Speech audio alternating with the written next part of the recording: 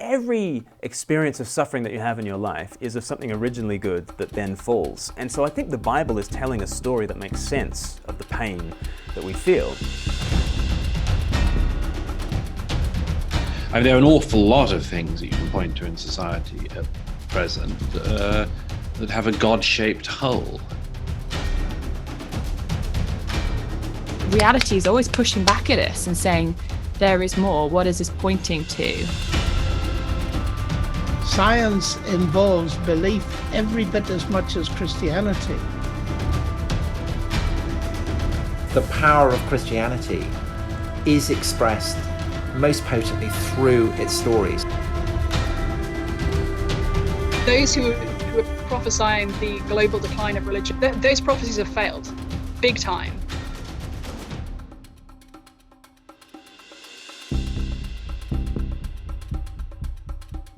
Okay, so we're working our way backwards from Genesis chapter 4 back to chapter 1, but when you're in chapter 4 and chapter 3, you notice that basically it's full of a lot of conflict and suffering and death. Not particularly cheery subjects. No, but it's where we live, right? We live in a world of conflict and suffering and death. And I think one barrier to faith is people think when you start talking about God, you're talking about like unicorns and rainbows and pixies and fairy dust. Whereas actually, like, what the Bible speaks of is kind of blood and sacrifice and suffering and the valley of the shadow of death.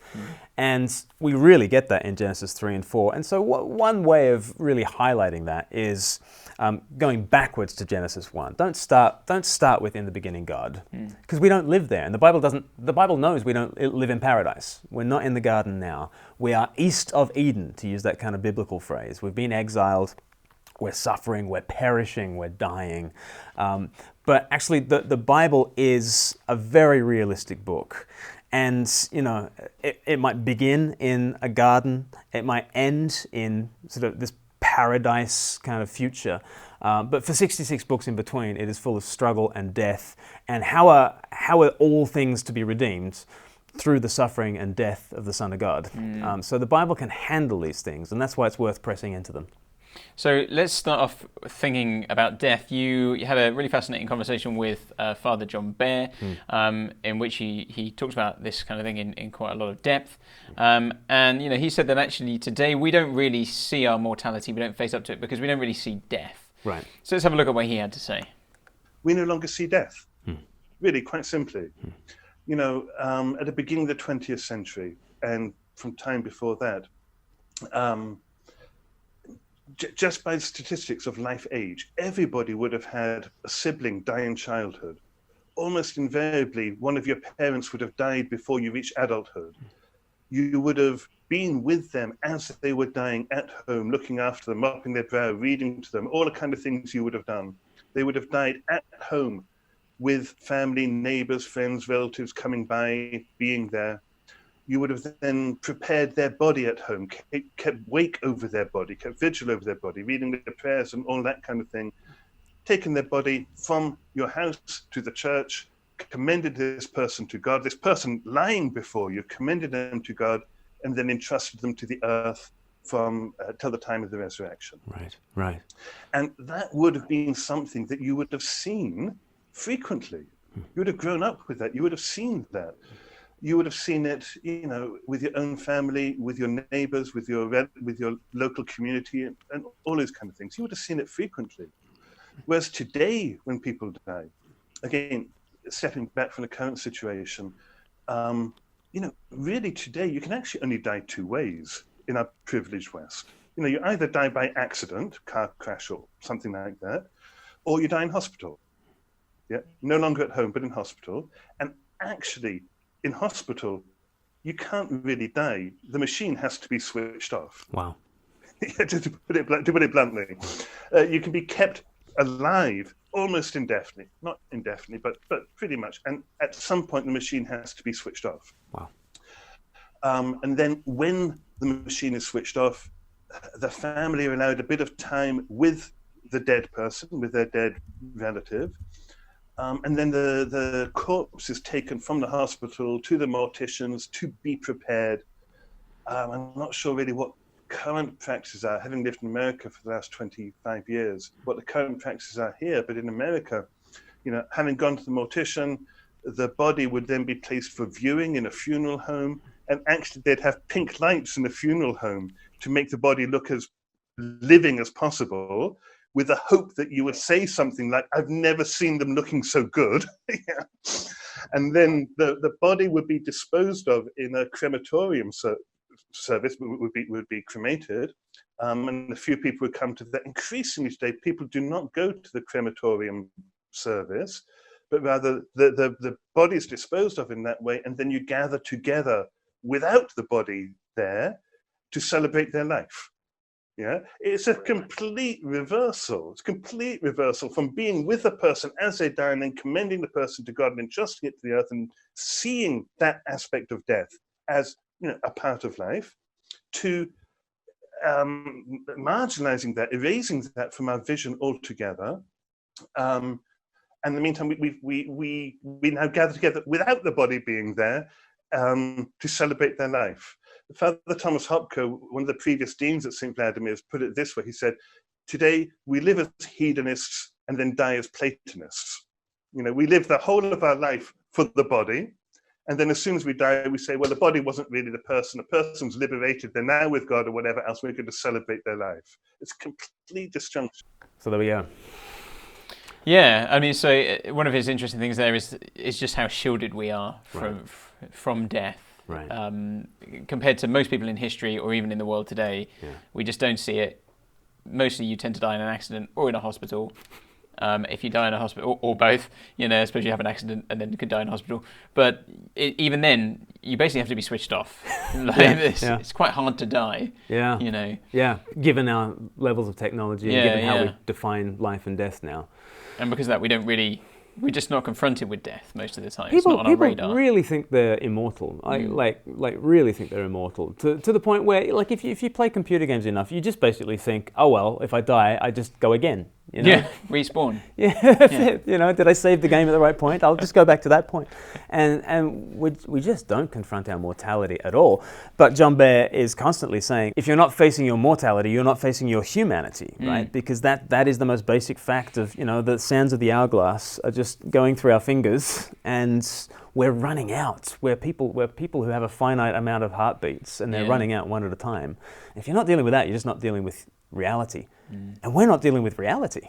Sure. And so he's kind of saying, like, mortality is actually part of our human nature, isn't it? And I think he talks about that a bit more in our next clip, doesn't he? Yeah. This is amazing. I love how he talks about the myth of our freedom is totally, like, burst by the reality of suffering and death.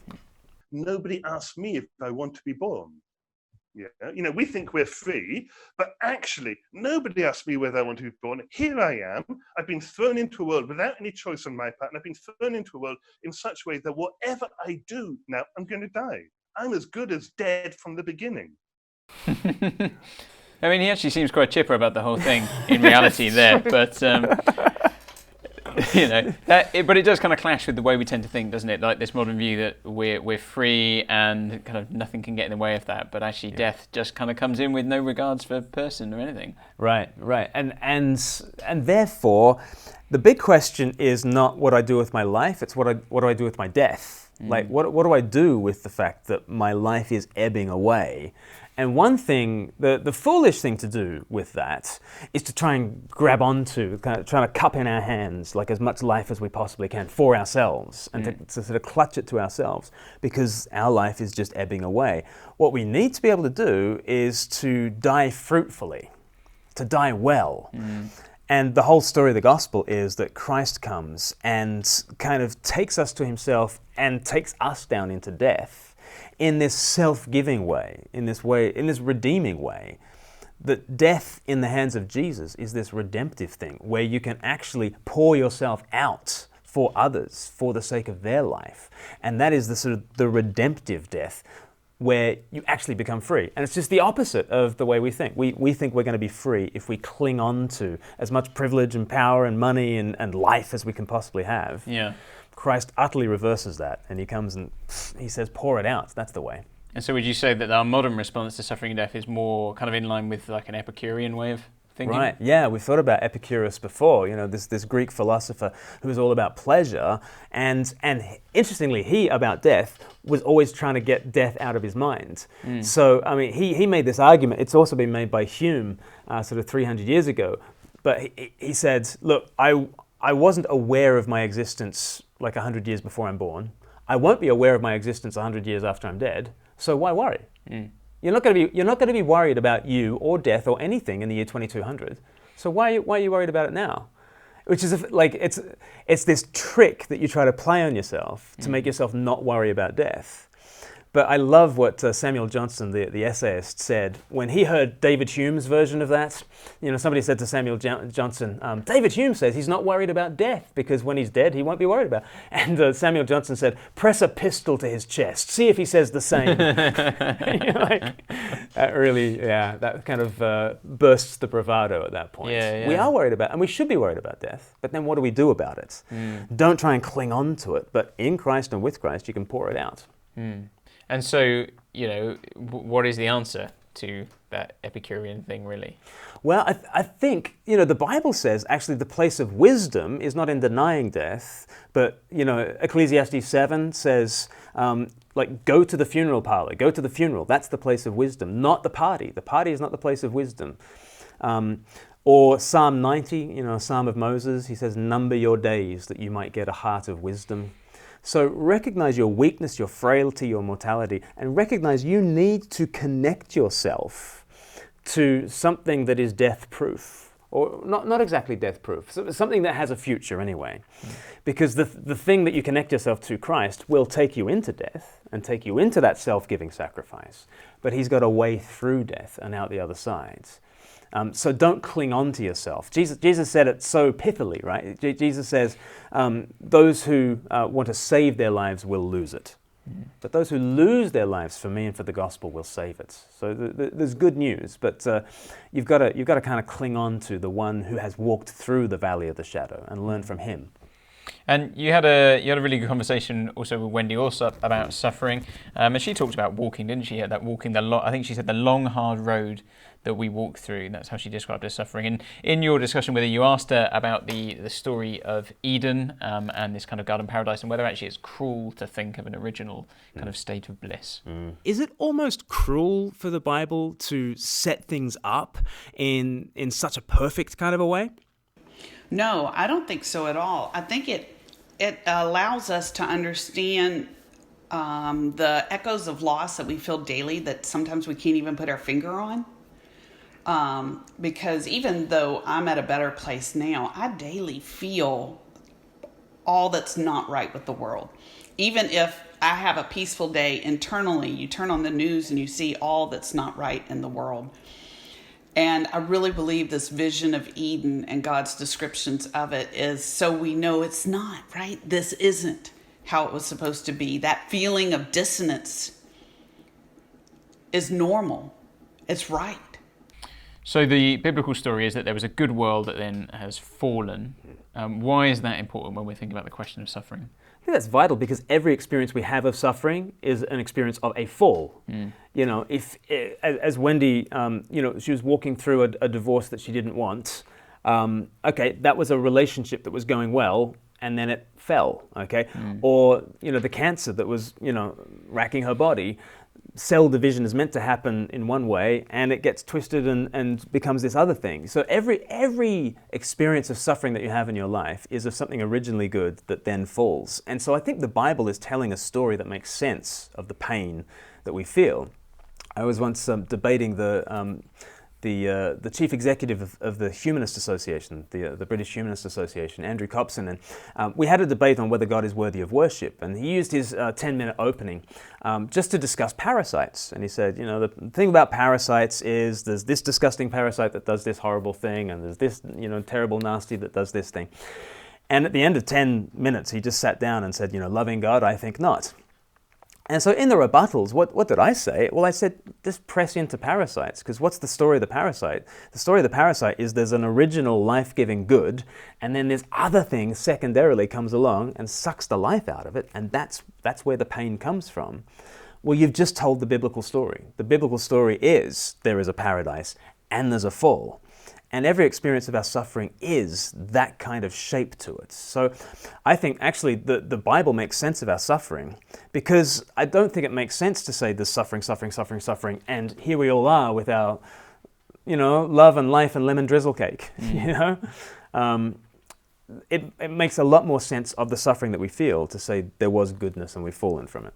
So actually, it does help to know that there is a fall. That helps to make sense. But actually, is that the end of it, or is there something to come out of that fall? Yeah, right. There's a lot more, and do go to the Wendy Alsup interview, and we talk about Job, and we talk about the story of Lazarus in John chapter 11. But I sometimes talk about, like, there's three natural responses to suffering, and there's chaos and there's karma are the two most obvious ones. One, when you have a look at this suffering world, you just think it's random. Like, it's just things, people get unlucky and molecules smash together, and that's what the car wreck was. It's just chaotic. Or you think it's karma, and this is what probably the majority of humanity has thought down through the years. If you put bad out into the world, bad comes back to you. But what's fascinating about those two options, chaos and karma, is that suffering is not wrong on either of those options. Because if everything's random, nothing is wrong. Suffering just is. Yeah. Who are you shaking your fist at? You know? Yeah. And if everything's karma, then it's all justified. Right. Yeah. Yeah, it's probably something you did, or in a former life, or an ancestor did it, but there is nothing wrong about your suffering if karma is true. Whereas the most basic thing we experience in our suffering is, this is wrong, this should not be. And so I think there's a third option, and it's Christ. And Christ comes into the midst of our fall. And the story that we speak about, Wendy and I, Lazarus is a friend of Jesus. He's in the tomb. He's been in the tomb for 4 days now. And Jesus was meant to heal his friends. And he doesn't heal his friend, and he allows his friend to fall, right, into death. And you think, this is malpractice, Jesus. What are you doing? He shows up late to the funeral, and then he out-mourns all the other first century Middle Eastern mourners, which is a stunning thing. Like you have to cry a lot to noticeably cry at a first century Middle Eastern funeral. And Jesus wept. It's the shortest verse in the Bible. But he doesn't just weep. He then raises Lazarus from the dead. And I think you get the shape of the Christian story right there in John chapter 11. You get Jesus allowing death to have its way with his friends. And God, allows his creation to go its own way, but if you choose against the light, you choose the darkness, and God allows us to have our choice, and then he shows up in the midst of the funeral, and he shows up in Jesus and goes right down to the tomb himself to suffer, and to suffer more than anyone has suffered, and then rise again. And I think what we want to do with suffering is we just think, oh God, you could let me, fall just a little bit and then raise me up.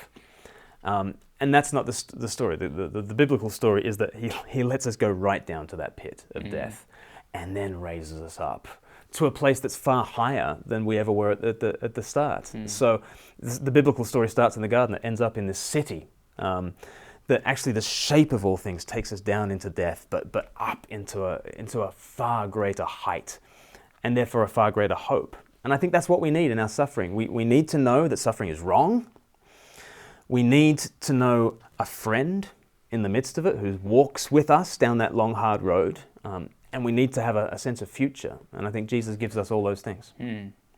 Great. And so actually when we get rid of that Christian story, suffering, conflict, death, there's no answer to those things really, and there's no real hope. We default to chaos. In the West, in the more atheistic West, we default towards chaos. It's random. Yeah. Or we default in more traditional cultures to karma. But in neither of those senses do we have a sense of the wrongness of suffering or a sense of hope beyond it. And I think Jesus uniquely gives us those two things. Great. Really helpful stuff. Well, join us again in our next episode where we'll be thinking about relationships, sex, and the body.